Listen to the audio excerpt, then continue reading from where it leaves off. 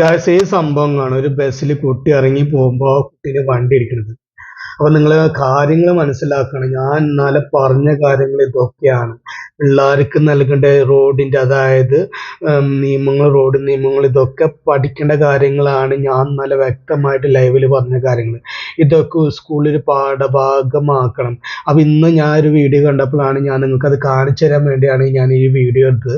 അപ്പൊ നിങ്ങൾ നോക്ക്, ഈ സംഭവം നോക്ക്, എന്നിട്ട് നിങ്ങൾ ചിന്തിക്കുക. അതായത് സ്കൂളിൽ തന്നെ ഒരു എഡ്യൂക്കേഷൻ വേണം. അതായത് റോഡ് നിയമങ്ങളും ഇതും അതിനെ കുറിച്ചുള്ള നിയമങ്ങളൊക്കെയും അവരുടെ സേഫ്റ്റിയാണ് നമുക്ക് വലുത്. ഇപ്പൊ ആ ഒരു ബസ്സുകാരൻ അവിടെ നിന്ന് പറയണം, ആ ഒരു ബസ്സുകാരൻ്റെ ഭാഗത്ത് മിസ്റ്റേക്ക് ഉണ്ട്.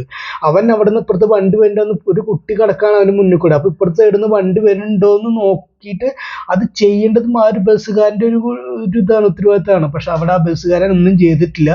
ഈ കുട്ടി അതിന് വണ്ടി വരുന്നുണ്ടെന്ന് അവന്റെ മിററിൽ നോക്കി അവനെ കാണാം, ആ കുട്ടി അവിടെ കിടക്കാണ്. ഇപ്പത്തെ സൈഡിൽ വണ്ടി വരുന്നുണ്ടോന്ന് നോക്കേണ്ടത് ആ ബസ്സുകാരൻ്റെ ഒരു ഉത്തരവാദിത്തമാണ്. പക്ഷെ ആളും ചെയ്തില്ല. ആ കുട്ടി കയറി കാർ ഇടിക്കുകയും ചെയ്തു. അപ്പൊ എന്തായിരിക്കും അവസ്ഥ? നമ്മുടെ മക്കളും ഇവരൊക്കെ ആയിരിക്കും ഇതൊക്കെ ഇങ്ങനെ അനുഭവിക്കേണ്ട അവസ്ഥ വരുന്നത്. അപ്പൊ അവർക്കൊരു പ്രോപ്പർ എഡ്യൂക്കേഷൻ കൊടുക്കുകയാണെങ്കിൽ റോഡ് ക്രോസ് ചെയ്യുമ്പോൾ അവർ ആദ്യം ശ്രദ്ധിക്കേണ്ട കാര്യങ്ങളാണ്. അത് പഠിപ്പിക്കണം. ചെറിയ പ്രായത്തിൽ തന്നെ പഠിപ്പിച്ചു കൊണ്ടുവരണം.